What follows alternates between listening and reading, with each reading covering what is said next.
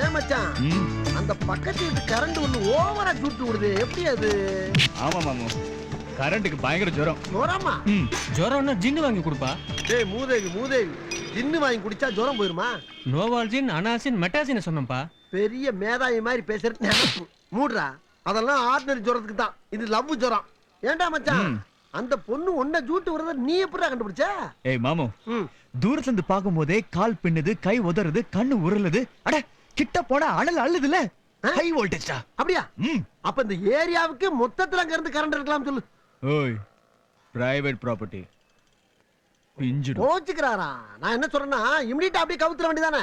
டேய் மங்கத மாதிரி உடனே கவுக்க முடியுமா? ரம்மி மாதிரி ஒவ்வொரு சீட்டா சிறுக சிறுக சிறுக சிறுக வச்சு கடிச்சே தானே கவுக்கணும். இங்க பாருடா, பொண்ணுகளுக்கு ஜுரம்னா சட்டு புட்டுன்னு ஒரு வாளி தண்ணியை ஊத்தி சூட்டை தணிச்சிடணும். இல்லைன்னா சைட்ல டாக்டர் எவனாவது உள்ள வந்து ஊசியை போட்டு போயிருவாங்க. ஆஹா மாமா, டேய் மேட்ரு அப்படியே திருப்பி விடுற பத்தியா? ஏய் அசத்திட்டு வந்துரு.